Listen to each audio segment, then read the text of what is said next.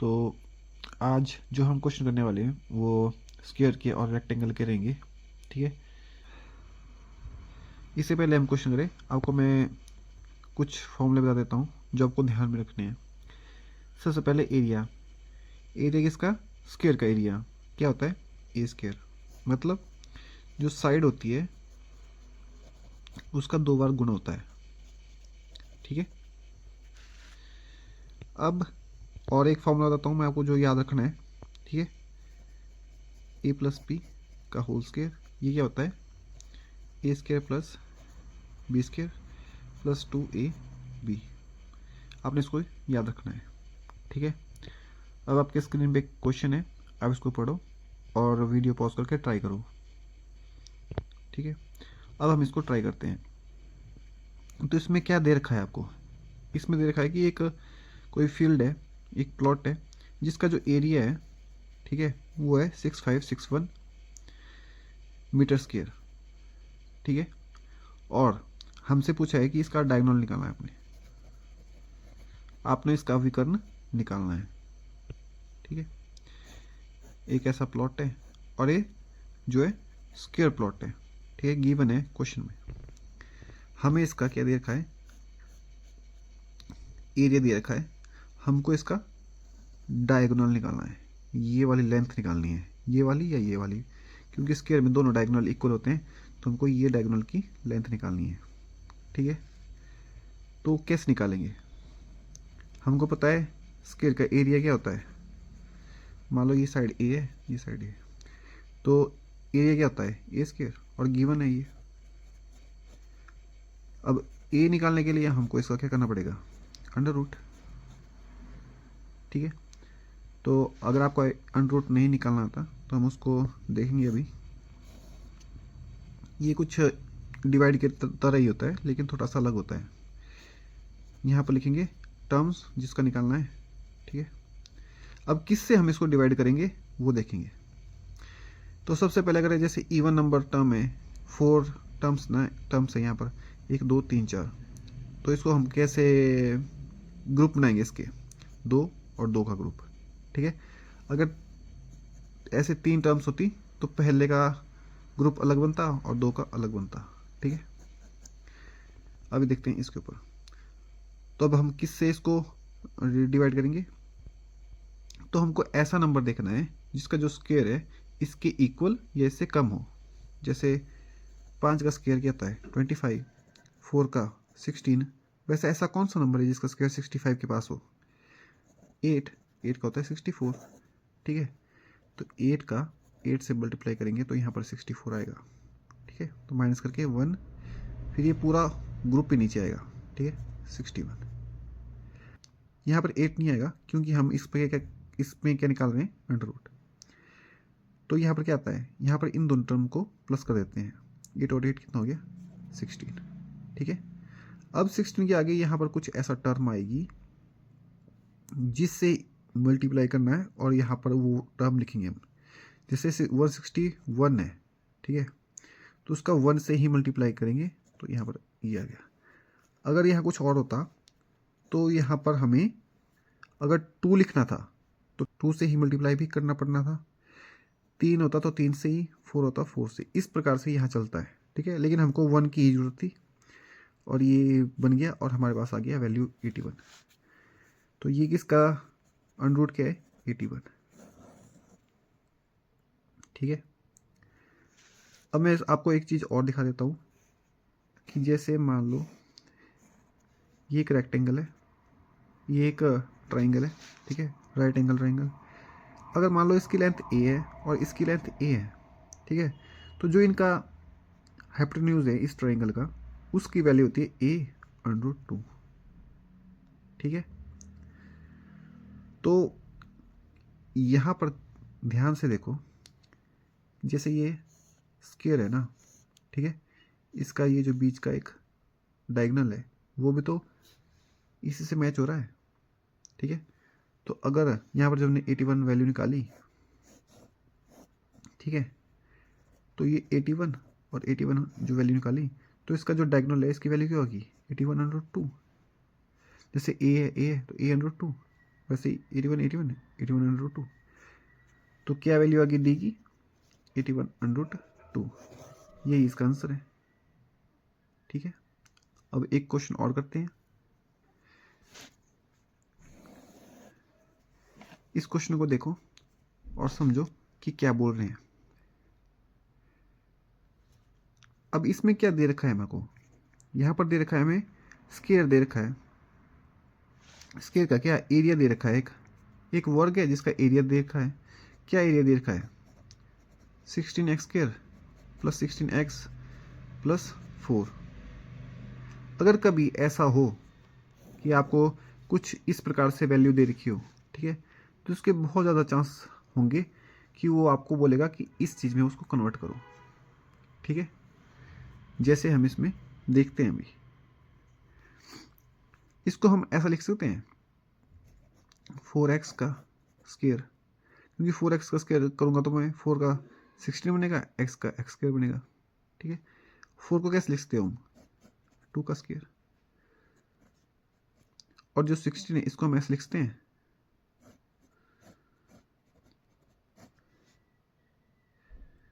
तो मतलब मैंने इसको a² b² 2ab इस फॉर्म में क्या कन्वर्ट कर दिया, जो क्या होता है a प्लस बी का होल स्क्वायर। तो इस चीज़ को मैं कैसे लिख सकता हूँ 4x a की वैल्यू क्या है 4x, b क्या है 2, क्योंकि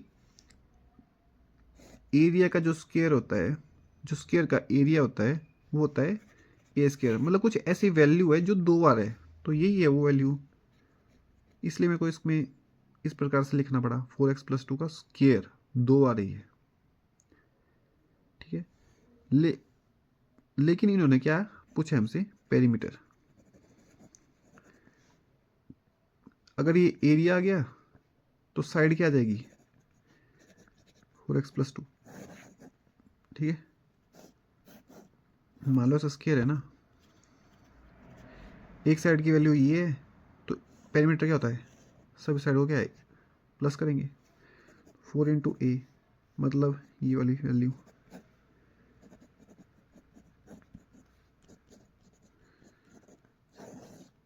यही आंसर है। आप क्वेश्चन देखो और समझो इस क्वेश्चन को कि क्या क्वेश्चन डिमांड कर रहा है, और पॉज करो वीडियो और ट्राई करो। तो अब हम इसको कर लेते हैं।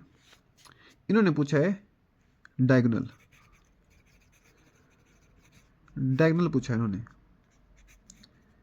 डायगोनल पूछा है ऐसे वर्ग का, ठीक है, जिसका जो एरिया है, मतलब जिस इस वर्ग का जो क्षेत्रफल है ना, ठीक है, वो किसके इक्वल है, वो 5 गुना है किसी दूसरे वर्ग के क्षेत्रफल का। ठीक है, और इस वर्ग का जो दूसरा वर्ग है उसका जो विकर्ण है या डायगोनल है जो, ठीक है, उसकी वैल्यू दे रखी है 4√2। अब इसको ध्यान से देखो, मैंने आपको एक पीछे एक प्रॉपर्टी बताई थी स्क्वायर की। ऐसे मान लो एक स्क्वायर है ना, ठीक है, इसमें इसकी डायगोनल की वैल्यू दे दी है 4√2। अगर यहाँ पर 4 है और ये √2 है तो इसका मतलब है कि ये 4 होगा। मैंने बताया था आपको कि अगर ये ए है तो इनका जो डायगोनल होता है वो a√2 होता है। ठीक है, तो यहाँ पर इसको अगर कंपेयर करोगे ना आप, ठीक है, a√2 4√2 ए 4 ठीक है, तो सीधा हमारे पास इसकी साइड्स आ जाएगी। साइड्स आ गई तो इसका क्या मतलब है कि एरिया निकल जाएगा।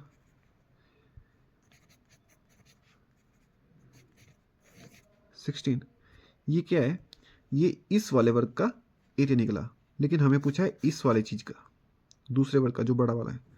उन्होंने बोला इसका क्या है 5 गुना है छोटे वाले का, तो निकालो उसका 5 गुना। तो ये एरिया स्क्वायर का, ठीक है, हमें इस वाले का डायगोनल भी निकालना है अभी, जो आ गया 80। ठीक है, अब स्क्वायर का एरिया कितना आ गया 80, तो इसकी साइड कितनी आ जाएगी 80 का रूट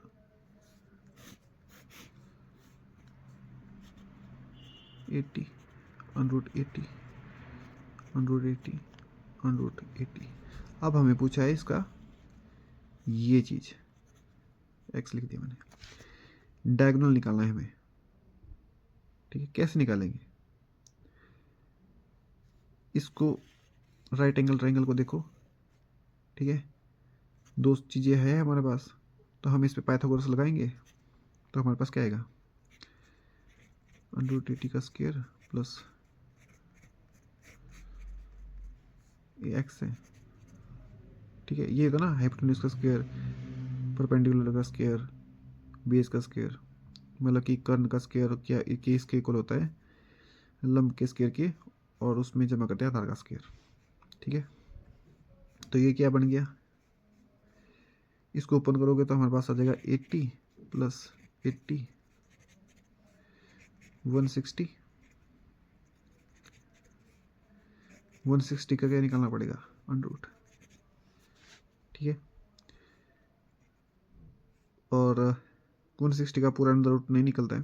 ठीक है, 169 का जो है अंडर रूट 13 होता है ना। ठीक है, लेकिन 160 है, 160 को हम अब तोड़ के निकालेंगे, जो भी करेंगे अब इसका। तो ये होता है 16 इंटू 10, और 16 का अंडर रूट कितना होता है 4। ये इसका आंसर है, इसको मैंने बाहर निकाल दिया, 10 अंदर ही रह गया। ठीक है, तो अब जो नेक्स्ट क्वेश्चन हम करेंगे उसको, ये आपकी स्क्रीन पे आप ट्राई करो। ठीक है, इसमें क्या लिखा हुआ है कि आपके पास जो एक घास का मैदान है जिसकी साइड 25 मीटर है, और उसमें गाय बांधी है, और उस रस्सी की जो लंबाई है वो 14 मीटर है। अब आपको बताना है कि वो जो घास खा सकती है वो कितना घास खा सकती है। ठीक है, तो अब इसको आप ट्राई करो। तो मान लो इस प्रकार से, तो हम करते हैं क्वेश्चन, मान लो इस प्रकार से एक घास का मैदान है। ठीक है, यहाँ पूरे में क्या है, घास है। मान लो यहाँ पर गाय को बांधा हुआ है, जिसकी जो रस्सी है, ठीक है, जो रस्सी है वो है 14 मीटर, ऐसे 14 मीटर है, यहाँ पर गाय बंधी हुई है। तो जब वो घास खाएगी तो वो खा पाएगी इस तरह से। ठीक है, यहाँ से यहाँ तक की लंबाई क्या है 25 मीटर, और ये 14 मीटर लेंथ है, तो ये वाला हिस्सा ही घास खा पाएगी गाय। ठीक है, और ये अगर आप ध्यान से देखोगे तो क्या है, ये एक सर्कल होता है, सर्कल का इतना हिस्सा है ये 1/4। ठीक है, ये वाला हिस्सा। तो जब भी आप कोई भी क्वेश्चन करो और ऐसा दिखे आपको कि कोई घास खा रहा है, गाय बंधी हुई है जो घास खा रही है, या घोड़ा बंधा है घास खा रहा है एक कॉर्नर पे, चाहे स्क्वायर हो चाहे रेक्टेंगल हो, अगर इस प्रकार से क्वेश्चन है तो उसमें आपको 1/4 करना है किसका, एरिया का। एरिया किसका होगा, सर्कल का। ठीक है, सर्कल के एरिया का आपको 1/4 निकालना है बस, अगर एक जानवर होगा घास खाने वाला। ठीक है, अब इसको, अब एरिया क्या होता है सर्कल का, सर्कल का एरिया होता है pi r square, pi r square. ठीक है, अब इसका क्या करेंगे हम 1/4, तो जिसमें वो घास खाएगी, ठीक है, ग्रेज करेगी मतलब, ठीक है, तो कितना करेगी वो, पाई को लिखूंगा मैं 22/7 इंटू आर कितना है, ये जो है आर तो बनेगा वो 14 इंटू 14, 14 इंटू 14 क्यों, क्योंकि क्या है 2 टाइम्स है, 2 बार है, आर स्क्वायर है, और इसका क्या निकालना था हमने 1/4। ठीक है, क्योंकि ये सिर्फ इतना हिस्सा है, 1/4 हिस्सा है इसका, 3 हिस्से नहीं, और ये हिस्सा है। अब बस इसको कैलकुलेट करेंगे। ठीक है, तो हमारे पास क्या आता है,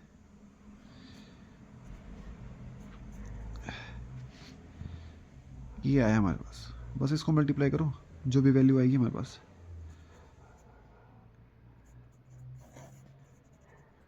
ये वाला एरिया है जो कि वो जिसमें घास खाएगी गाय, मीटर स्क्वायर।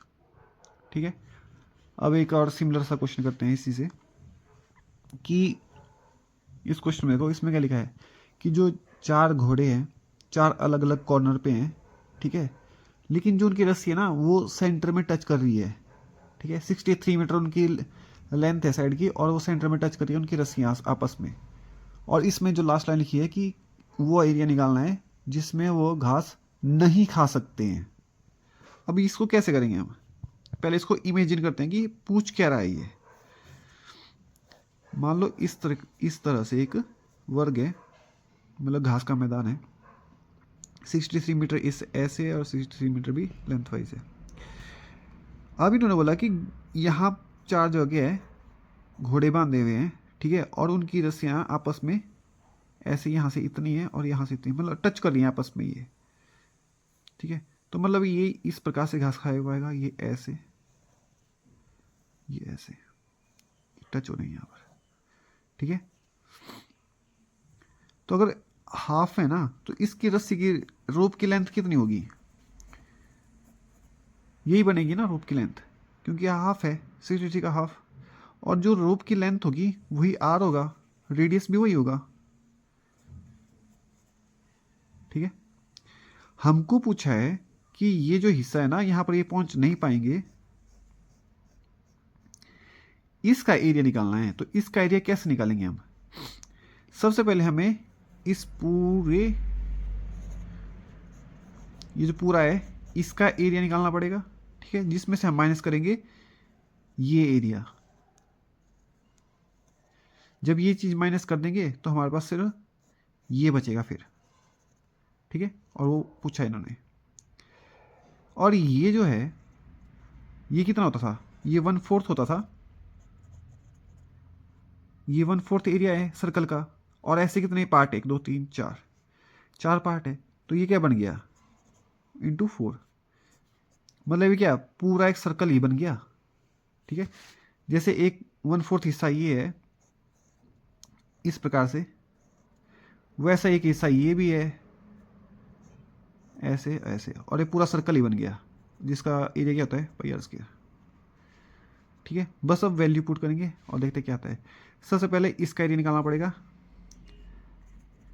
स्क्वायर का एरिया माइनस इस सर्कल का एरिया, जो वैल्यू आ जाएगी वही इन्होंने पूछी भी है। स्क्वायर का एरिया कैसे निकालेंगे?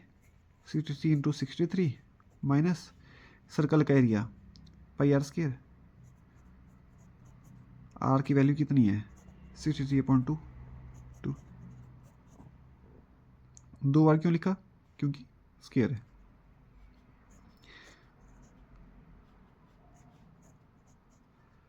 अब बस इसको मल्टीप्लाई करेंगे और 2 से डिवाइड करेंगे, और यहाँ पर भी मल्टीप्लाई करेंगे, देखते क्या आता है।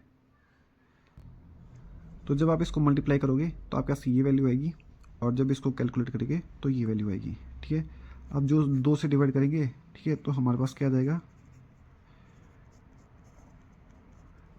ठीक है, बस अब इसको कैलकुलेट करो और जो आंसर है लास्ट में, तो ये है वैल्यू जो आपकी इस एरिया की है जहाँ पर ये जो 4 घोड़े बांधे हुए हैं वो घास नहीं खा सकते, ठीक है।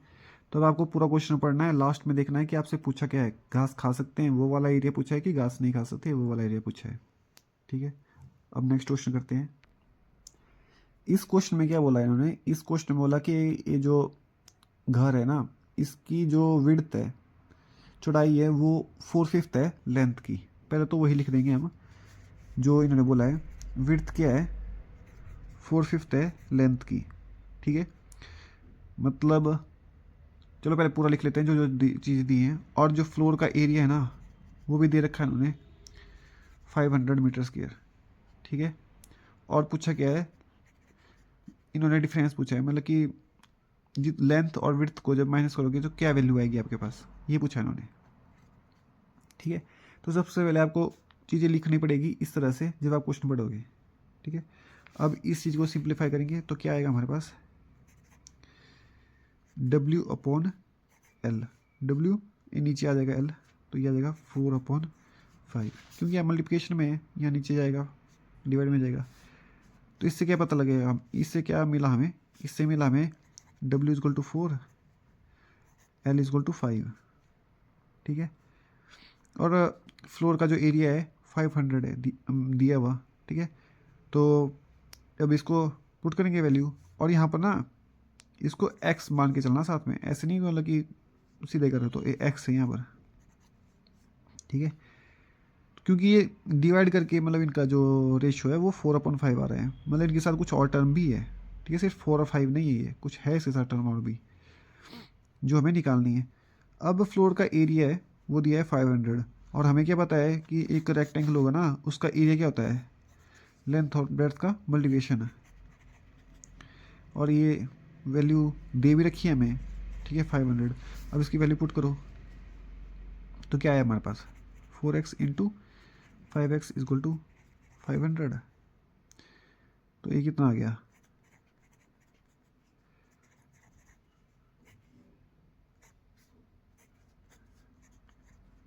तो x की कितनी वैल्यू होगी 25, तो x की वैल्यू होगी 5। ठीक है, अब x की वैल्यू 5 है तो यहाँ पर पुट करेंगे हम इनकी वैल्यू जो दिया था ना, 4 इंटू 5, 5 इंटू 5।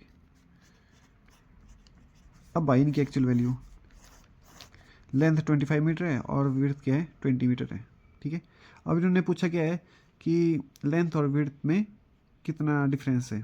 ठीक है, तो इसको माइनस करोगे तो आपके पास कितना डिफरेंस आ जाएगा 5 का, जो कि आंसर है। समझ गए, बस ऐसे करना था आपको। अब आते हैं नेक्स्ट क्वेश्चन पे।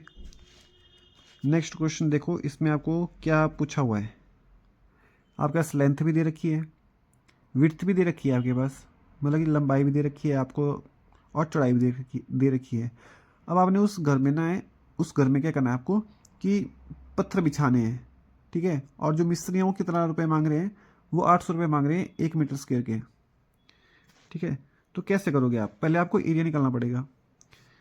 मतलब ऐसे कोई घर है ना, ठीक है, इसकी लेंथ है और इसकी ब्रेड्थ है। ठीक है, अब यहाँ पर आपको पत्थर बिछाने हैं, ऐसे ऐसे पूरे एरिया में पत्थर बिछाना है आपको। ठीक है, और 1 मीटर स्क्वायर के इस वाले के वो 800 रुपये मांग रहे हैं। तो ऐसे कितने एरिया निकालेगा उसको पता करना है आपको। ठीक है, अब देखते हैं कि कैसे करते हैं इसको। सिंपल है, इसमें लेंथ दे रखी है 5.5 और विड्थ भी दे रखी है 3.75। ठीक है, तो एरिया कितना आया, बस इसको मल्टीप्लाई करो, क्या वैल्यू आई, तो आपके पास ये वैल्यू आएगी कुछ। ठीक है, अगर आपको ये मल्टीप्लाई नहीं भी करना है ना, ठीक है, इसको यही रहने दो, मल्टीप्लाई मत करो। और हमें ये निकालना था कॉस्ट। ठीक है, तो इसको कॉस्ट निकालने के लिए क्या करना पड़ेगा, area into per unit cost. ठीक है, टोटल कॉस्ट निकालेंगे ना, तो कितना एरिया है और 1 यूनिट के लिए कितने रुपए मांग रहा है। तो एरिया कितना है, ये 55/10, 375/100, मतलब मैंने जो डेसिमल था उसको बस ओपन किया, पर यूनिट कॉस्ट नहीं है 800। ठीक है, आप इस काट भी सकते हो उसको। ठीक है, 55, 55 नहीं, 11, 5 से गया 2, 4। बस अब इसको इन टर्म्स को क्या करना है, मल्टीप्लाई करना है, जो भी वैल्यू आएगी वो आंसर होगा। तो ये है इसका आंसर, बस इतना ही करना था। आपका सब लेंथ और ब्रेड्थ दे रखी थी, आपको एरिया निकालना था, और पर यूनिट कॉस्ट भी दे रखी थी आपको, कितनी दे रखी थी 800 रुपये। बस उसको मल्टीप्लाई किया, एरिया कितना टोटल, और ये आ गया आपकी लागत। ठीक है, अब नेक्स्ट क्वेश्चन करते हैं। अब इस क्वेश्चन में क्या दे रखा है, इसमें इन्होंने बोला है कि जो पेरीमीटर है और लेंथ का रेशो है वो 5:5:2 है। ठीक है, और एरिया दे रखा है इन्होंने हमें, एरिया दे रखा है इन्होंने हमारे पास 256 मीटर स्क्वायर। हमको क्या निकालना है, ब्रेड्थ निकालनी है। ठीक है, तो कैसे करेंगे इसको, पहले तो जो दे रखा है उसको लिखते हैं। जो पेरीमीटर है, ठीक है, और जो लेंथ है उसका रेशो दे रखा है कितना, 5:2। मतलब बोलने का क्या मतलब है इसका, और साथ में क्या देखा है, एरिया है 256। ठीक है, हमको क्या निकालना है, ब्रेड्थ निकालनी है कितनी होती है। बस जब भी आप क्वेश्चन करोगे तो आपको ये इस टर्म्स इस तरीके से लिख देनी है पहले। अब दे रखा है हमारे साथ पेरीमीटर और लेंथ, तो मतलब पेरीमीटर अपॉन लेंथ दे रखी है 5/2। और पेरीमीटर होता क्या है रेक्टेंगल का, एक रेक्टेंगल लेंथ और ब्रेड्थ है, ठीक है। तो इसका पेरीमीटर कितना होगा, पूरा इसका कैलकुलेट करेंगे कितना डिस्टेंस है, तो ये आता है आपके पास 2L + B, ठीक है, अपॉन L = 5.2। बस पेरीमीटर का मैंने फॉर्मूला लिखा यहाँ पर, लेंथ है लेंथ रहने दी, बाकी सब वैल्यू वैसे रहने दी। तो इससे क्या है हमारे पास, 2 से इसको मल्टीप्लाई होगा और L यहाँ पर चले जाएगा, तो ये जब यहाँ पर मल्टीप्लाई होगा तो क्या होगा 4 × L + B = 5L, ठीक है। क्रॉस मल्टीप्लिकेशन की मैंने ऐसे। अब इसको सॉल्व करोगे तो क्या आएगा हमारे पास, 4L + 4B = 5L। 4 से अंदर मल्टीप्लाई किया इसको फिर इसको, ठीक है। अब यहाँ पर प्लस में है L तो उस साइड जाएगा तो माइनस हो जाएगा, तो 4B कितना आ जाएगा 5L - 4L, क्योंकि L से L ही माइनस होगा इसलिए मैं उसको दूसरी तरफ ले गया, ठीक है। तो ये आ गया 1, मतलब कि L ही बचा यहाँ पर, और ये 4B था, ठीक है। तो मुझे भी सिर्फ B ही चाहिए, B की क्या वैल्यू आएगी L/4, ठीक है। या ऐसे भी लिख सकता हूँ मैं B/L, L नीचे आ गया 1/4, ठीक है। मतलब L को यहाँ ले गया मैं, यहाँ 1 ही रह गया। इसका क्या मतलब है, इसका मतलब है B अगर 1 है तो L कितना है 4 है, ठीक है। X साथ में रखना है इसके, क्योंकि इनकी वैल्यू नहीं है ये इनका अनुपात है, ठीक है। अब हमारे पास क्या दे रखा था, एरिया दे रखा था, हमारे पास क्या दे रखा था, एरिया दे रखा था, एरिया 256 दे रखा था मीटर स्क्वायर, ठीक है। अब बस यहाँ पर वैल्यू पुट करेंगे, L × B = 256, ये होता है एरिया।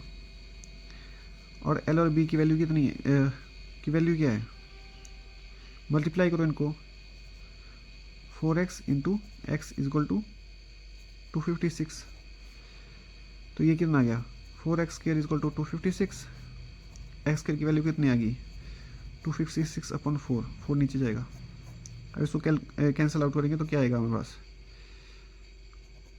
ये इससे हमें पता चलता है कि जो x की वैल्यू है, क्योंकि x² 64 है तो x की क्या वैल्यू होगी 8, क्योंकि 8 का स्क्वायर 64 होता है, ठीक है। स्क्वायर हटाएंगे तो अंडर रूट हो जाएगा, अंडर रूट ऑफ 64 8। तो अब इस वैल्यू को यहाँ पुट करेंगे, तो जिससे पता लगेगा b क्या है 8 और L कितना है 4 × 8। और इन्होंने यही तो पूछा था कि ब्रेड्थ कितनी है, B कितनी है, ये चीज़ B कितना है 8। बस ऐसे करना था ये सवाल। अब नेक्स्ट क्वेश्चन देखते हैं, इसमें क्या दे रखा है हमारे पास, इसको थोड़ा ध्यान से पढ़ना, ठीक है। इसमें बोल रहे हैं कि जो एरिया है फ्लोर का, ठीक है, वो 60 है और पेरीमीटर क्या है 34। मतलब कोई एक ऐसा रूम है जिसका जो फर्श है, ठीक है, उसका एरिया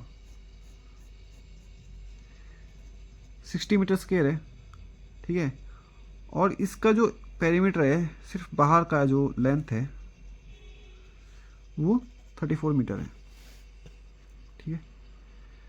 तो अब हमें लेंथ और ब्रेड्थ निकालनी है, ठीक है, ताकि हम इसका डायगोनल निकाल सकें। डायगोनल क्यों निकालना है हमें, क्योंकि फर्श पे सबसे लंबी लकड़ी रखनी है हमें, और सबसे लंबी लकड़ी कौन सी होगी, ये इस प्रकार से रख सकते हैं हम, मतलब ये वाली अगर हम लकड़ी को ऐसे रखेंगे सबसे लंबी नहीं होगी ये वाली लेंथ, हमको वो इस प्रकार से इतनी बड़ी लकड़ी हम उसके ऊपर अंदर रख सकते हैं, ठीक है। तो ये डायरेक्ट नहीं पूछ रहे हैं डायगोनल निकालो, ये नहीं बोल रहे हैं कि आपको विकर्ण निकालना है, आपको बोला कि इसमें हम ऐसी कौन सी लकड़ी रख सकते हैं सबसे लंबी जिसकी लेंथ पूछी है, क्योंकि विकर्ण ही सबसे बड़ा होता है इसमें रेक्टेंगल में, तो वो डायगोनल ही पूछा है इन्होंने।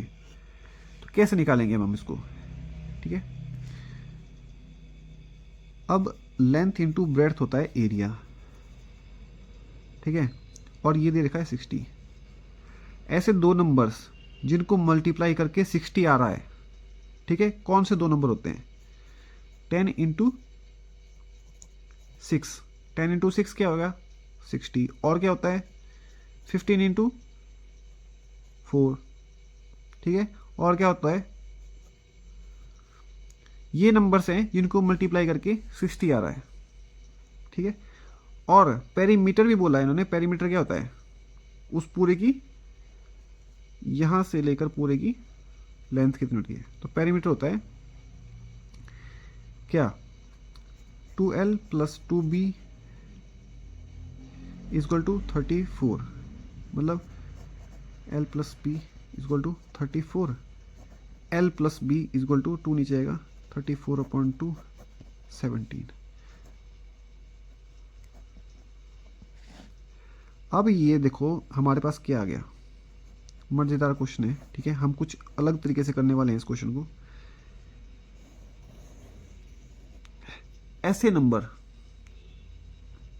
ऐसा नंबर जो मल्टीप्लाई करके 60 बन रहा है और प्लस करके 17 बन रहा है, तो वो क्या है? दो नंबर 10 और 6, इसको प्लस करोगे तो कितना आता है?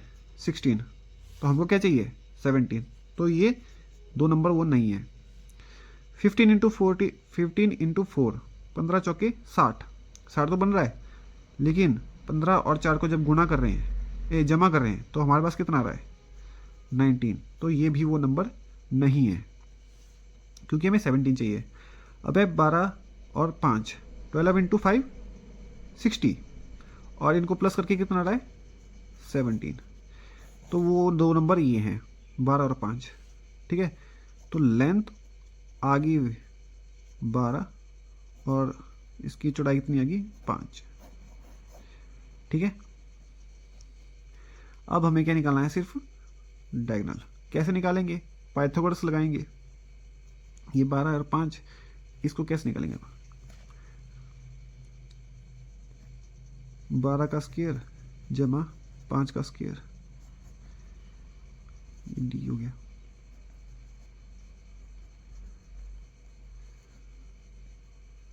अब इसमें इसको प्लस करेंगे तो हमारे पास आ जाएगा 169। ये भी स्क्वायर में होता है। और 169 को जब अंडर रूट निकालेंगे इसका, तो हमारे पास वैल्यू आ जाएगी 13। तो वो लकड़ी की लंबाई कितनी होगी जो इसमें सबसे लंबी रहेगी? वो है 13 मीटर। मतलब ऐसा कमरा जो 12x5 का कमरा है, उसमें सबसे लंबी लकड़ी जो रख सकते हैं वो 13 मीटर की ही रख सकते हैं, ठीक है। फर्श के ऊपर बोल रहा हूं मैं, क्योंकि अगर ये 3D में पूछता है इस प्रकार से, तो हम लकड़ी को कुछ ऐसे रख सकते थे ऊपर को, लेकिन इन्होंने पूछा है सिर्फ नीचे रखनी है वो, ठीक है। तो वो 13 मीटर की लंबी लकड़ी थी, 13 मीटर।